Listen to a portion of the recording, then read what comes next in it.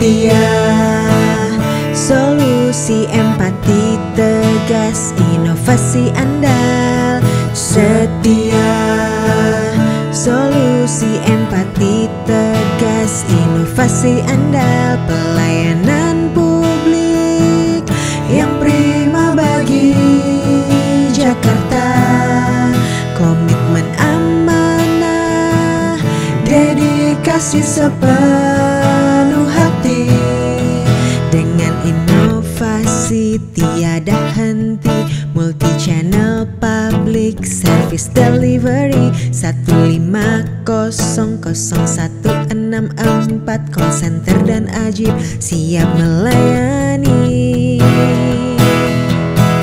Setia, solusi empati tegas, inovasi andal.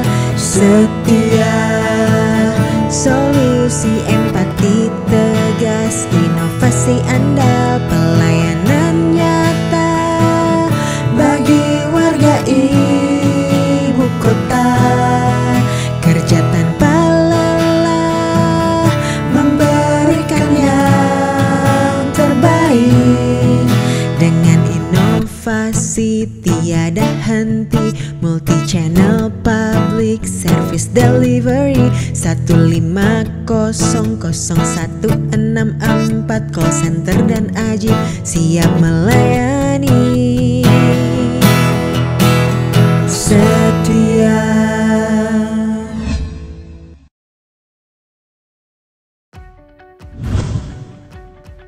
Ke Riau jangan lupa beli lopek bugi. Palinglah enak makannya di tepi Danau Raja. Bapak Ibu selamat pagi, salam hangat dari Jakarta.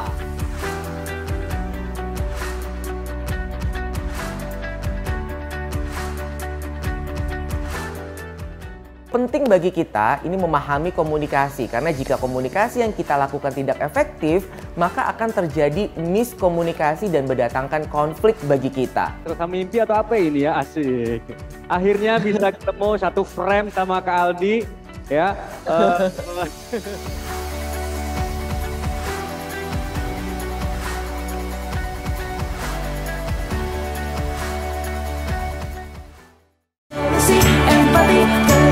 Inovasi Anda, solusi empati tegas, inovasi Anda, solusi empati tegas, inovasi Anda, solusi empati tegas, inovasi Anda, solusi empati tegas, inovasi Anda.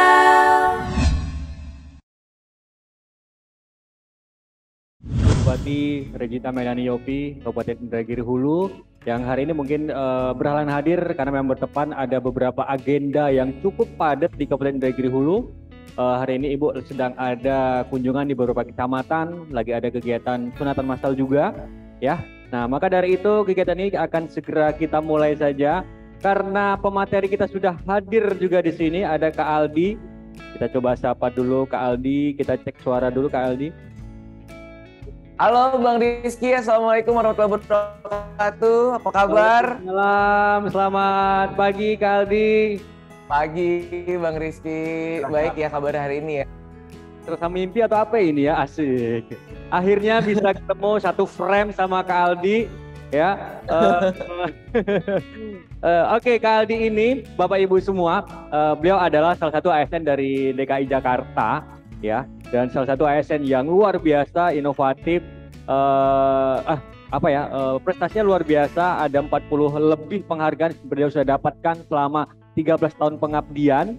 Dan beliau ini punya satu program yang keren banget ya. Ini yang nempel di kepala Rizky ini sejak tahun 2021 awal-awal COVID.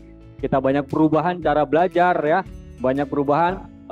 Pemprov DKI Jakarta ngeluarin inovasi namanya Rabu Belajar. Gue inget banget tuh Kak Aldi. Nah, Rabu Belajar ini juga menjadi salah satu influencer ya, atau menjadi salah satu kita dari Kabupaten Indragiri Hulu ingin juga punya yang seperti ini, kayak keren ini, cakep banget nih gitu. Akhirnya Inhu juga memiliki yang namanya belajar bulanan. Walaupun dengan masih banyak kekurangan, belum bisa sedikit mendekati dengan programnya Rabu Belajar punya DKI lah kira-kira Kak Aldi ya. Tapi thank you Kak Aldi sudah hadir, sudah mau berkesempatan berbagi ilmunya, materinya di sini. Oke, kalau gitu tadi malam kita calling-callingan nih sama tim Kak Aldi. Wah, Kak Aldi udah nyiapin pantun, saya udah nyiapin pantun. Profi Buaya dari Jakarta.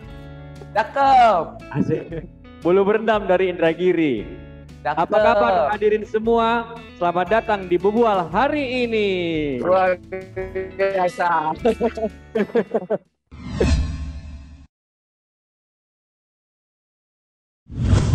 Bahagia sekali saya dapat bersilaturahmi ke Pusat Peradaban Adat Melayu nan penuh sejarah nih kalau kata Bang Rizky nih, Kabupaten Indragiri Hulu, Provinsi Riau.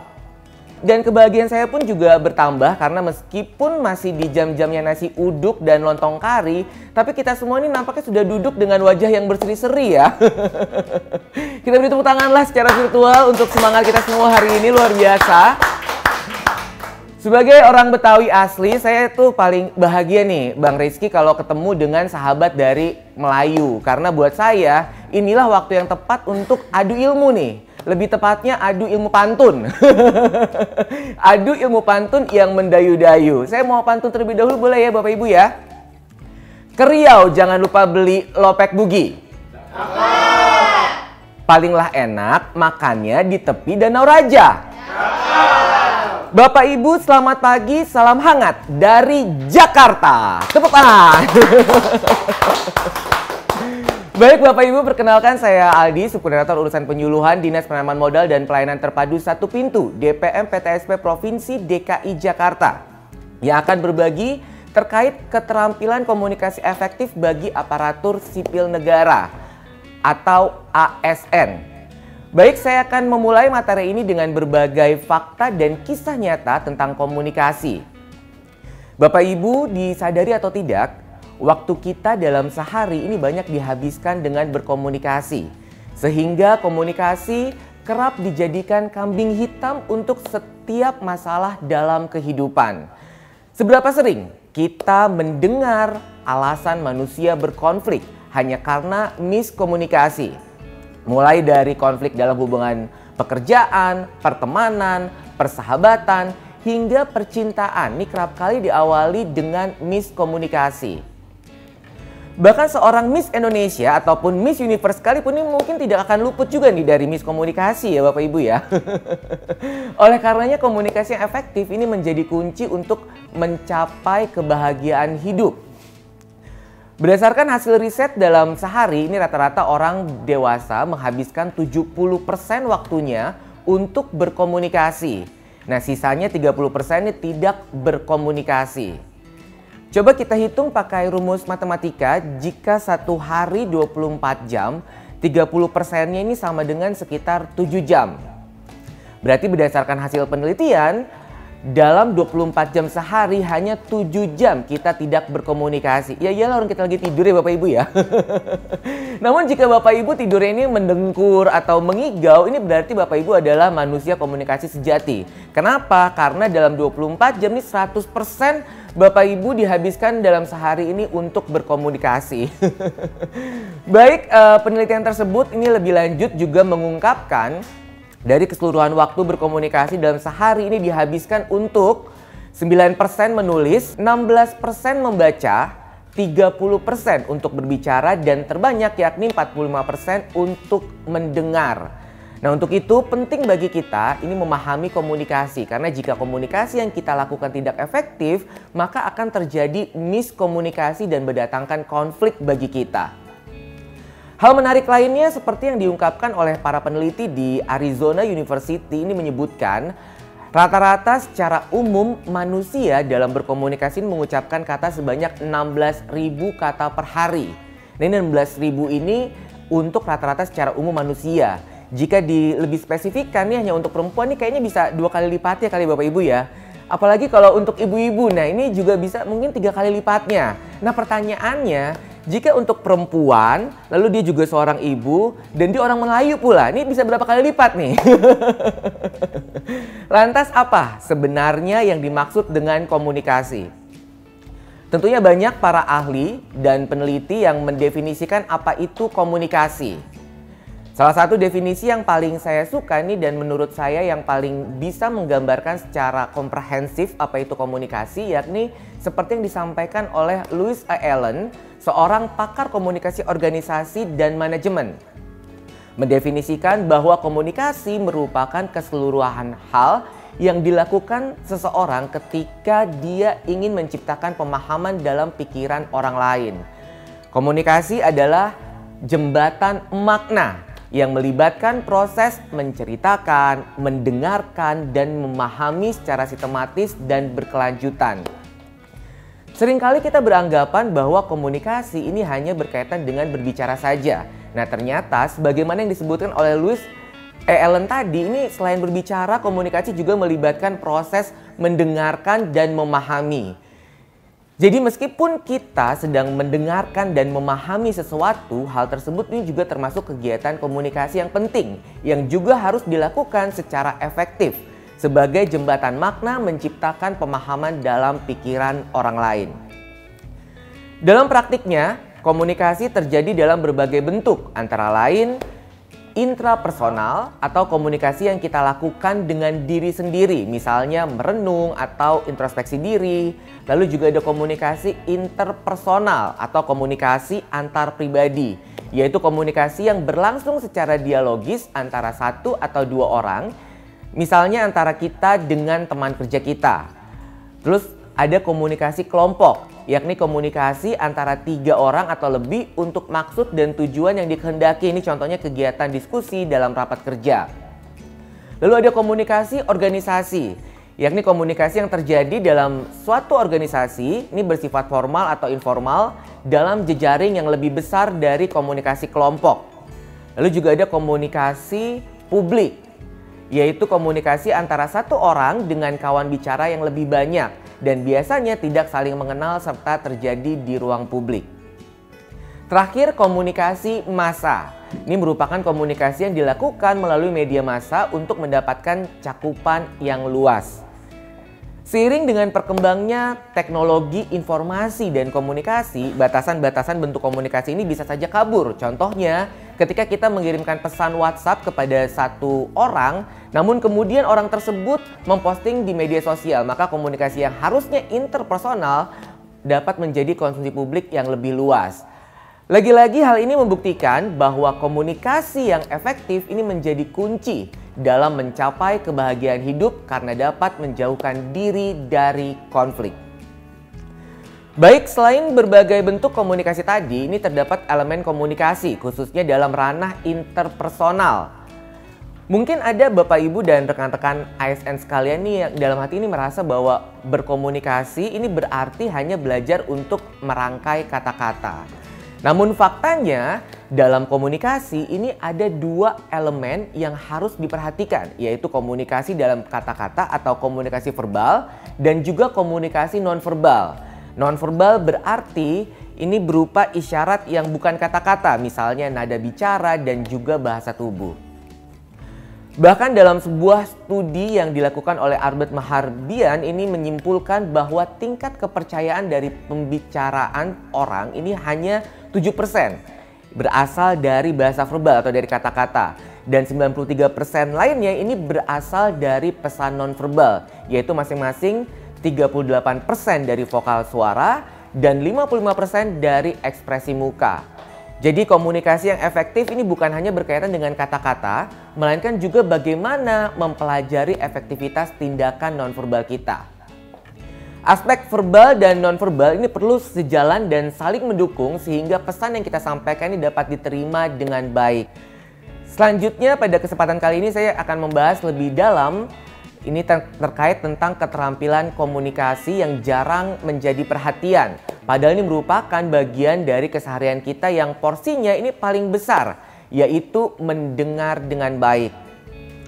Mendengarkan dengan aktif dan efektif ini berarti kita mendengarkan dengan penuh perhatian terhadap apa yang dilakukan oleh pembicara atau kawan bicara. Sehingga kita dapat memahami maksud dari gagasan kawan bicara tersebut. Keterampilan mendengar yang baik ini merupakan hal yang langka pada hari ini ya, setuju ya Bapak Ibu ya? Karena beberapa penelitian ini juga menunjukkan, misalnya dari Florida State University dan Michigan State University, ini menyebutkan bahwa orang dalam kemampuan mendengar ini hanya mengingat maksimal 50% dari apa yang dia dengar. Nah, bahkan masalah terbesar dalam komunikasi ini terjadi karena kita tidak mendengar dengan baik. Yakni kita tidak mendengar untuk mengerti, tetapi kerap kali kita mendengar dengan maksud untuk menjawab. Kemampuan mendengar yang masih sering dipandang sebelah mata oleh banyak orang ini, namun ironisnya sejak sekolah dasar hingga perguruan tinggi, kemampuan mendengar ini menjadi modal yang penting untuk murid agar dapat mampu mengembangkan dirinya. Bahkan ketika kita sudah dewasa dan berumah tangga, ini kemampuan mendengar ini harus terus dipelajari ya Bapak Ibu ya. Khususnya untuk para suami nih. Karena kita juga dituntut untuk mendengar dengan baik suara hati istri. Yang terkadang nih tidak ada satu kata pun yang terucap hanya melalui komunikasi nonverbal. Jadi di kesempatan ini, Bapak Ibu, saya juga ingin mengucapkan terima kasih kepada para peneliti dan para pakar komunikasi. Bayangkan nih Bapak Ibu ya, jika tidak ada literasi yang memadai terkait ilmu komunikasi, maka kita nih semua para suami akan jatuh ke dalam ilmu hitam nampaknya ya, agar bisa mendengar suara hati istri ya. Nah, mendengarkan secara aktif dan efektif ini juga memiliki banyak manfaat, yaitu membangun hubungan dan kepercayaan, mencegah dan mengatasi masalah, mendapat pengarahan dan meningkatkan kekompakan, lalu mendapatkan ilmu dan pemahaman, lalu menunjukkan empati dan masih banyak manfaat lainnya.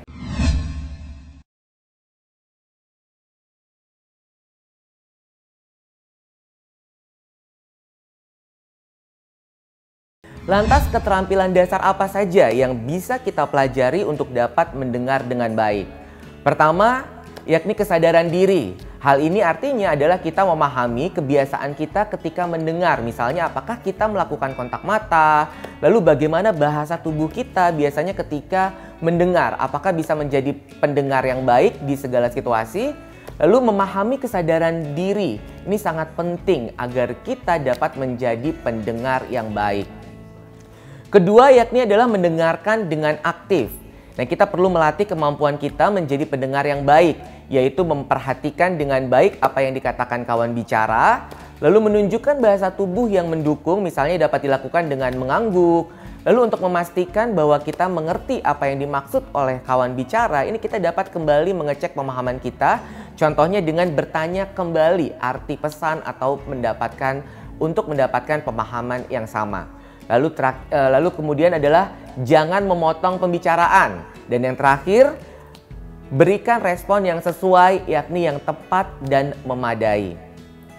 Selain sangat berguna untuk pengembangan pribadi individu, komunikasi efektif ini juga memiliki fungsi yang strategis dalam organisasi, termasuk organisasi pemerintah.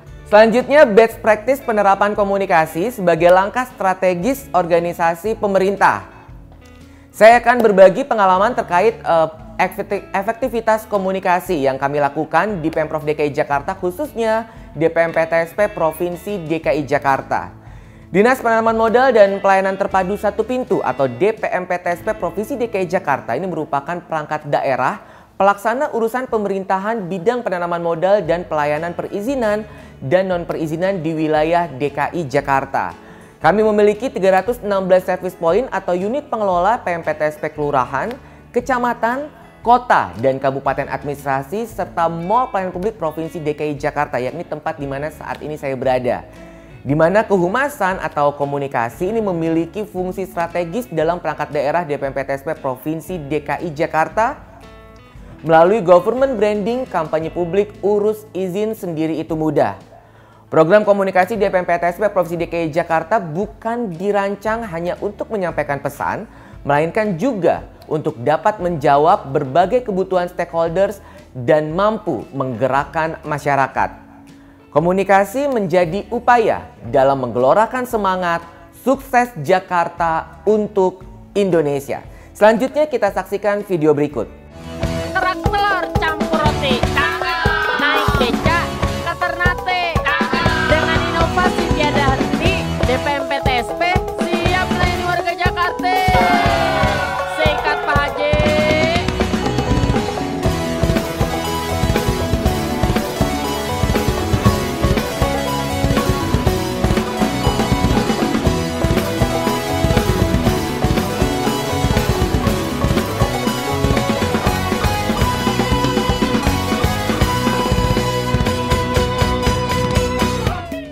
Karena anak saya itu benar-benar membantu kami, Mas. Stop.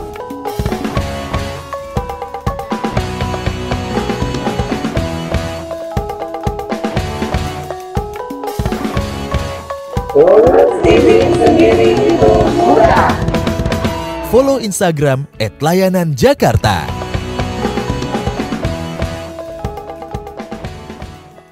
Baik Bapak Ibu, sebagai sebuah entitas organisasi pemerintah ini juga dituntut untuk melakukan komunikasi yang efektif.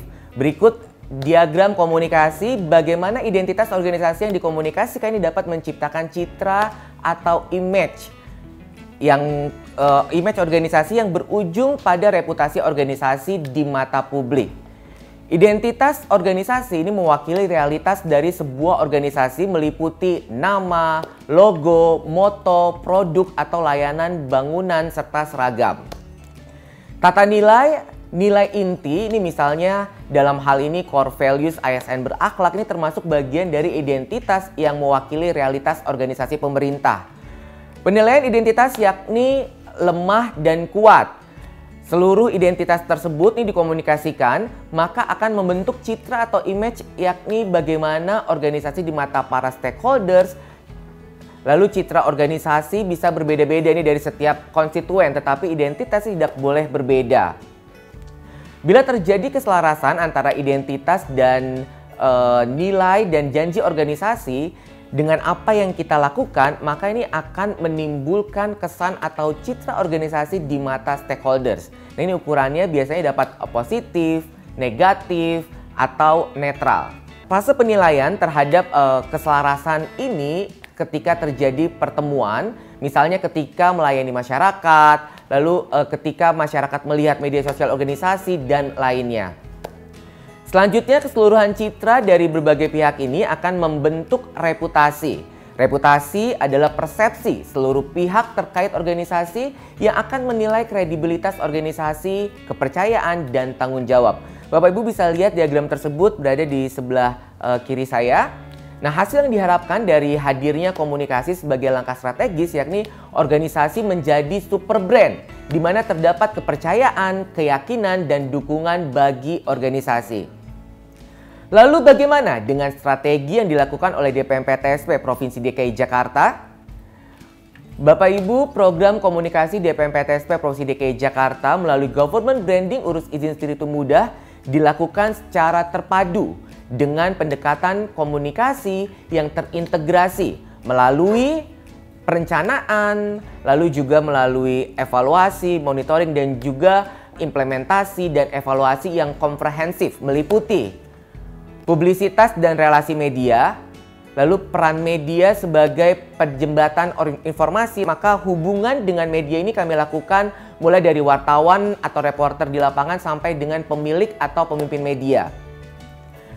Lalu produksi dan promosi, hubungan dengan publik, khususnya dalam membangun reputasi, hubungan dengan pemerintah, informasi publik, manajemen event. Kami menghadirkan program-program komunikasi secara terjadwal dan berkesinambungan.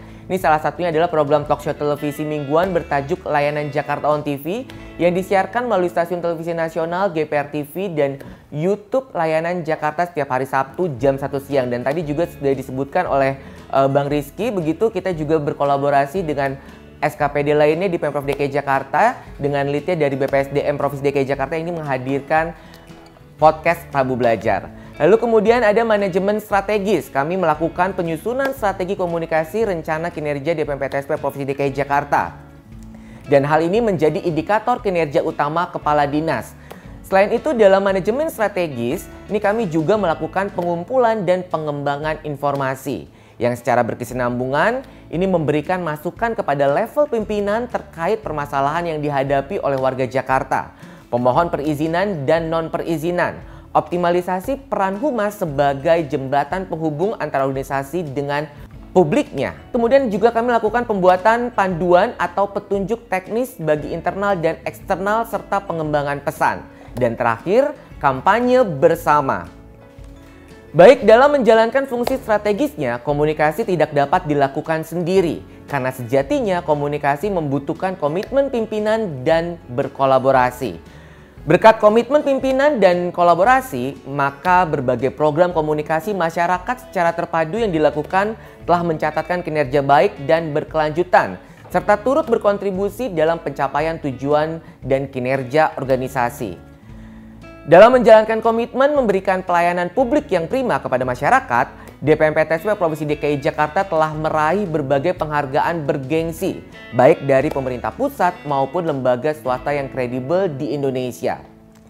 Tercatat dalam kurun waktu 5 tahun terakhir, DPMPTSP Provinsi DKI Jakarta ini telah meraih total 60 penghargaan bergengsi dan 6 sertifikasi, di mana salah satunya adalah unit penyelenggara pelayanan publik kategori pelayanan prima dari Kemenpan RB Republik Indonesia. Dalam bidang komunikasi tercatat 28 medali penghargaan, ini selama tahun 2020 sampai dengan 2023 dari Public Relation Indonesia Awards atau PRIA. Lalu ada Anugerah Ipra Humas, yakni kami juga meraih penghargaan sebagai kategori instansi pemerintah provinsi terbaik.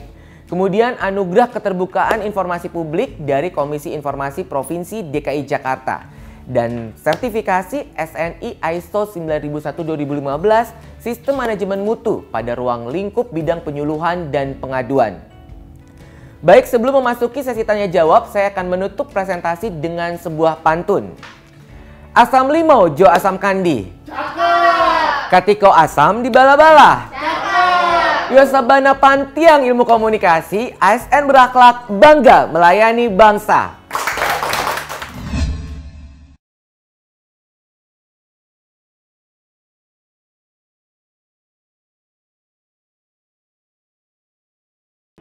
Pagi, Assalamualaikum warahmatullahi wabarakatuh. Waalaikumsalam warahmatullahi wabarakatuh. Ibu apa kabar?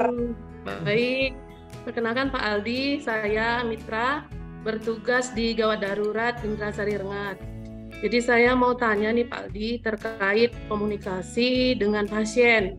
Jadi pasien-pasien kami itu kan yang datang bervariasi Pak.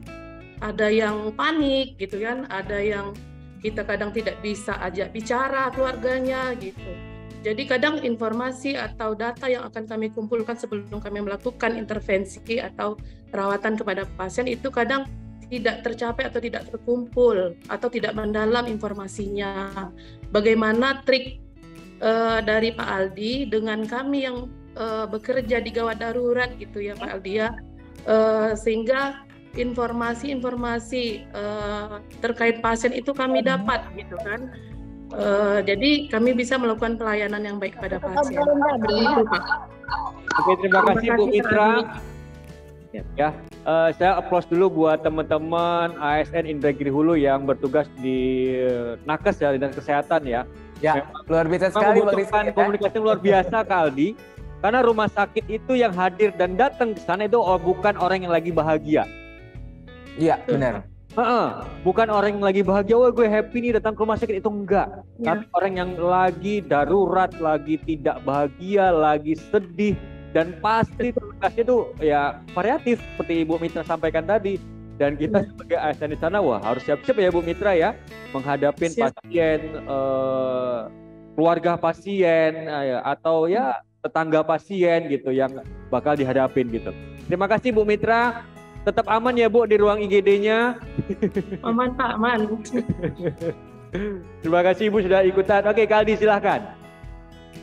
Ibu Mitra ya, memang ketika kita ingin berkomunikasi dengan lawan bicara kita, teman bicara kita, memang kita tidak bisa memilih ya seperti apa begitu ya teman bicara kita. Nah yang paling penting buat saya ketika tadi yang disampaikan adalah di bidang kesehatan, kalau menurut saya ini adalah komunikasi yang terbaik untuk bidang kesehatan. Yang paling pertama adalah bagaimana kita bisa mendengar keluh kesah pasien tersebut. Jadi lagi-lagi proses mendengarkan itu menjadi sangat penting begitu ya dalam komunikasi apapun itu jenis komunikasinya, baik itu komunikasi tadi seperti dokter dengan pasien, komunikasi dengan pasangan, dengan teman kerja dan lain sebagainya begitu ya, dengan persahabatan dan sebagainya. Proses mendengar ini menjadi sangat penting begitu ya untuk kita bisa menyampaikan pesan yang kita sampaikan kepada lawan bicara kita atau teman bicara kita ini bisa efektif begitu. Jadi memang harus didahului dengan proses mendengar.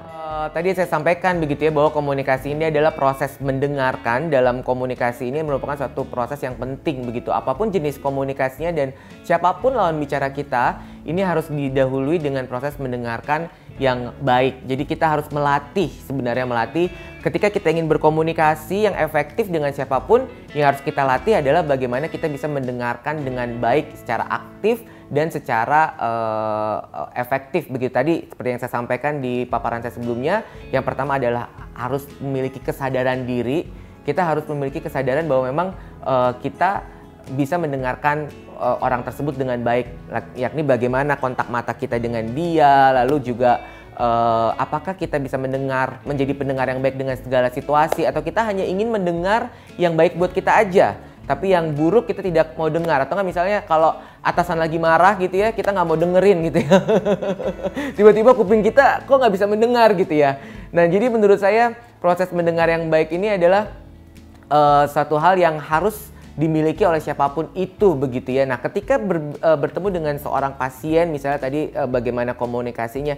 Nah menurut saya yang paling penting dalam kondisi-kondisi seperti itu adalah bagaimana kita bisa memberikan solusi kan kepada pasien tersebut begitu. Nah untuk itu saya rasa ini adalah suatu tantangan dan saya sangat mengapresiasi ya para dokter dimanapun itu berada yang bisa berkomunikasi dengan segala situasi kondisi pasien begitu ya.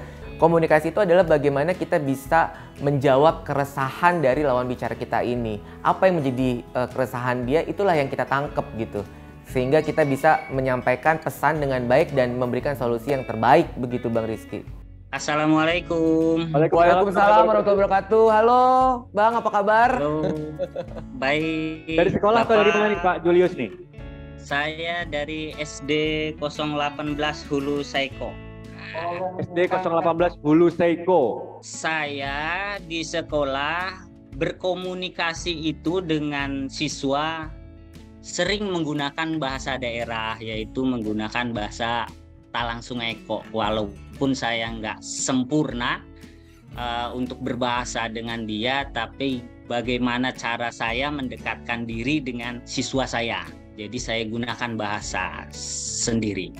Nah, dari situ bagaimana kebiasaan anak tersebut menggunakan bahasa daerahnya akhirnya tidak berpengaruh,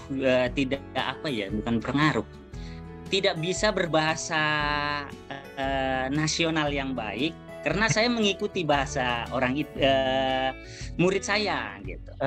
Jadi ada apa enggak bahasa itu berpengaruh nanti setelah dia sekolah SMP, SMA, akhirnya dikucilkan dengan kawan-kawannya karena bahasanya pakai bahasa daerah aja, bahasa apa ya, Melayu tua tadi kata Bapak. Melayu tua, jadi bahasanya bahasa Talang Mama. Jadi bagaimana tuh Pak? Apakah saya tetap baik menggunakan bahasa daerahnya supaya komunikasi saya lebih dekat dengan siswa saya, atau saya tidak menggunakan bahasa dia tapi menggunakan bahasa apa ya? Ya seperti yang saya ucap sekarang lah, ini bahasa disebutnya. Nah itu aja ya Pak Aldi saya tanyakan. Kalau menurut saya Pak Julius, memang sebaiknya kita menggunakan bahasa Indonesia yang baik dan benar ya sebagai pengantar dalam organisasi pemerintah dimanapun itu berada. Jadi memang kalau menurut saya bahasa ini memang menjadi poin penting buat komunikasi. Jadi komunikasi itu kan bukan saja harus efektif, tetapi juga komunikasi itu juga memiliki dampak. Begitu tadi yang seperti disampaikan oleh Pak Julius bahwa dikhawatirkan dampaknya nanti anak itu malah tidak bisa menggunakan bahasa Indonesia yang kita khawatirkan begitu ya. Karena menurut saya penggunaan bahasa itu menjadi sangat penting dalam komunikasi. Komunikasi itu bukan saja efektif, tetapi juga komunikasi itu juga harus berdampak. Begitu. Karena menurut saya pun bisa mempelajari komunikasi dan saya sangat menyukai ilmu komunikasi. Itu juga awalnya kalau saya tadi saya ingat Pak Julius, saya jadi ingat memori-memori saya waktu saya kecil dulu gitu ya, waktu saya di zaman sekolah gitu. Yang membuat saya menyukai ilmu komunikasi ini tentu adalah guru bahasa Indonesia saya pertamanya gitu ya. Karena memang berkat beliau lah akhirnya membuka wawasan khasanah saya bahwa memang bahasa itu sangat penting karena bahasa menunjukkan bangsa, Pak Julius. Selamat pagi Pak Aldi. Selamat pagi Bu Evi, semangat selalu nampaknya Bu Evi hari ini cerah sekali senyumnya. Walaupun tadi nggak jadi senam ya Ibu ya? Nggak jadi senam, asap. Iya. Oh nggak jadi senam, tapi tetap semangatnya tetap ada ya, walaupun nggak senam tuh kayak habis olahraga nih nampaknya nih mukanya segar sekali. Ya. Oke, saya senang sekali mengikuti webinar ini karena saya lihat juga yang hadir banyak, kemudian pesertanya juga semangat ya bertanya, dan saya mengapresiasi untuk bubual ini karena ini memberi kesempatan tambahan bagi ASN untuk belajar, dan pada kesempatan ini tentang komunikasi. Jadi memang setiap manusia itu harus punya kemampuan untuk komunikasi karena manusia itu adalah makhluk sosial yang membutuhkan manusia lain dalam yang memenuhi kebutuhannya, dan dalam itu manusia harus bisa berkomunikasi. Dan komunikasi itu juga banyak keperluan, banyak tujuan sesuai dengan apa yang dilakukan, apa yang diinginkan. Nah, tadi kita sudah lihat banyak yang bertanya dari sisi ASN yang dalam bidang pelayanan ya, kesehatan, pendidikan. Dan itu seperti tadi Pak Aldi bilang ada strategi, dan saya yakin untuk masing-masing tujuan itu ada strateginya masing-masing. Dan saran dari saya untuk materi tentang komunikasi ini, mengingat pentingnya komunikasi ini bagi ASN supaya ada materi komunikasi yang lebih lanjut gitu. Jadi karena bukan hanya di bidang pelayanan ya, untuk bagi pejabat lain khususnya untuk struktural itu juga harus punya kemampuan untuk meyakinkan stakeholder, meyakinkan sektor lain gitu, untuk bisa ikut berperan, untuk bisa memberikan dukungan dalam program pembangunan yang ada. Nah, misalnya kita lihat juga komunikasi untuk advokasi dan sosialisasi itu mungkin ada sedikit perbedaannya. Bagaimana komunikasi untuk advokasi, mungkin strateginya apa yang perlu diketahui sehingga kita bisa meyakinkan. Contohnya misalnya komunikasi untuk advokasi, mungkin pasti ada sedikit perbedaan dengan komunikasi untuk sosialisasi ya. Tapi yang jelas dalam komunikasi itu kita memberikan ya sesuatu, kita berkomunikasi, mengajak orang yang bisa seiring dengan apa yang kita komunikasikan. Bahkan yang lebih lanjut adalah yang kita, orang yang mendengar itu bisa bahkan memberikan action sesuai dengan apa yang kita komunikasikan, itu terlebih dalam advokasi. Nah, untuk meyakinkan orang itu strateginya beda-beda. Mungkin kalau advokasi kita harus siap dengan data, kita harus siap dengan komunikasi yang memberikan tekanan, bahkan mungkin memberikan kondisi yang kritis sehingga orang ikut khawatir, sehingga orang ikut setuju, dan memberikan action untuk mendukung apa yang kita komunikasikan. Berbeda mungkin dengan sosialisasi. Dengan sosialisasi mungkin orang mengerti, jadi begitu, akhirnya setuju, mungkin merubah perilaku dan sebagainya. Nah, saran saya jangan sampai berhenti di sini saja Pak Aldi, jadi narasumber ya, Siap Bu Evi. Khususnya di Indragiri Hulu ini. Siap Ibu. Pede gitu loh, kita sudah punya kemampuan komunikasi, melaksanakan tugas masing-masing sesuai bidang yang ditekuni lah sebagai ASN gitu. Itu saran dari saya karena saya lihat memang antusias sekali peserta hari ini. Kayak nampaknya kedepannya lebih baik kita bertemu langsung Bu Evi ya. Saya di dulu nih, saya kayaknya hadir ke sini ya Kak Aldi ya. Terbang ke sana nih kayaknya, ini mau ketemu teman-teman. Kayaknya perlu hadir. Biar tahu Bu Evi, biar tahu deketnya Indragiri Hulu sama Jakarta tuh deket Bu. Deket, cuma berapa jam kan? Cuma 5 jam kali, 5 jam. Oh 5 jam ya, cuma 5 jam loh, deket. Naik pesawat 1,5 jam, dari Pekanbaru ke sini 4 jam. Oh iya. Siap. Pak Aldi, saya sudah selesai. Ya. Terima kasih Ibu. Sebelumnya saya kasih pantun Pak Aldi ya. Oh, kasih pantun. Wah, siap. Tungguin nih. Boleh dong, Bu Evi. Moderator? Silakan Ibu. Iya. Pergi ke sawah menanam padi. Cakep. Padi dipanen dibawa ke kilang. Cakep. Saya ucapkan terima kasih untuk Pak Aldi. Semoga bisa berkunjung ke Indragiri Hulu, menjadikan kami semakin gemilang. Amin. Terima kasih Bu Evi. Terima kasih Ibu Bupati sudah hadir menyempatkan. Kalau kali ini saya nggak bisa adu ilmu nih, Pak Bang Rizky. Kayaknya saya udah ngaku kalah aja deh kalau Bu Evi ini, saya udah nggak bisa adu ilmu nih. Sebagai orang Betawi saya kalah nih. Kontekannya udah habis ini Ibu. Ya, oke Kak Aldi silakan closing statement dari Kak Aldi. Terima kasih Bang Rizky, tentunya sangat ditunggu nih kehadirannya nih di Jakarta ya. Baik, nampaknya memang sebenarnya saya masih ingin terus berlama-lama nih di sini nih untuk menjawab semua pertanyaan Bapak Ibu dan juga rekan ASN semua. Namun berhubung Bang Rizky sudah mengusir saya begitu ya, jadi saya harus tutup gitu ya. Saya closing statement gitu ya. Baik Bapak Ibu, komunikasi memiliki peranan yang penting bagi pengembangan diri individu maupun organisasi. Terlebih kemampuan komunikasi yang efektif ini akan berujung pada penciptaan reputasi yang baik di mata publik.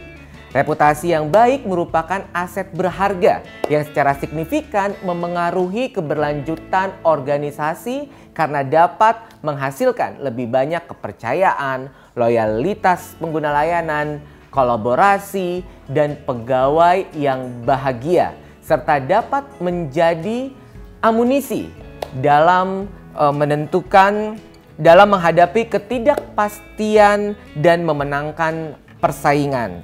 Mari bergerak, jadikan komunikasi sebagai langkah strategis dalam mencapai tujuan organisasi. ASN berakhlak, bangga melayani bangsa. Salam komunikasi. Wassalamualaikum warahmatullahi wabarakatuh.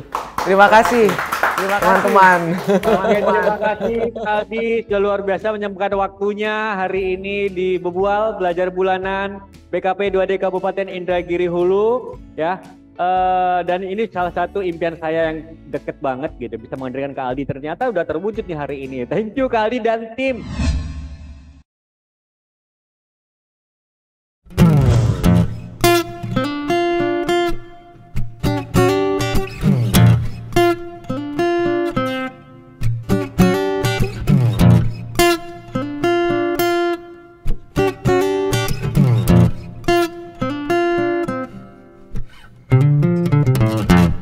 Ku jalin lagu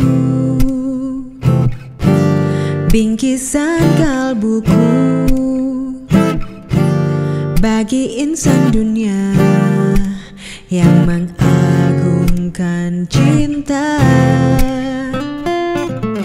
Betapa nikmatnya dicumbu asmara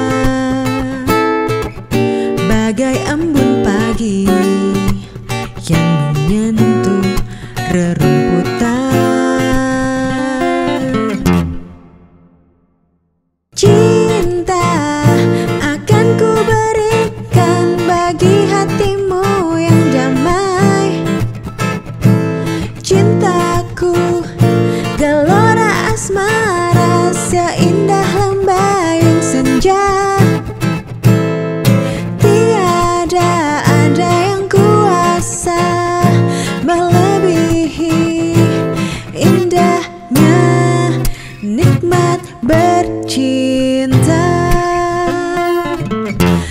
Ku jalin lagu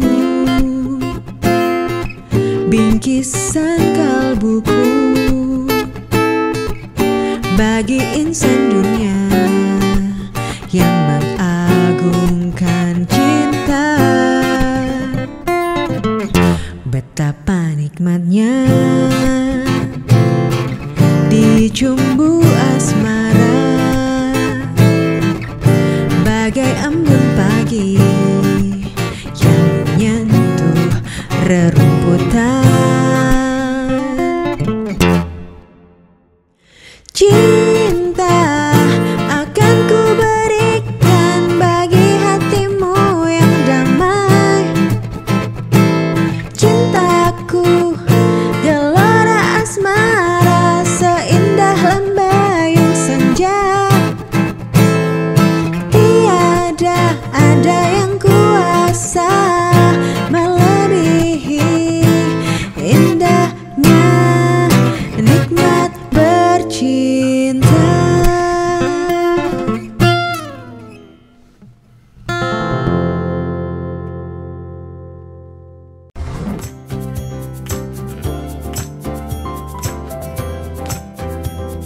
Urus izin sendiri. Urus izin sendiri itu mudah. Follow Instagram @layananjakarta.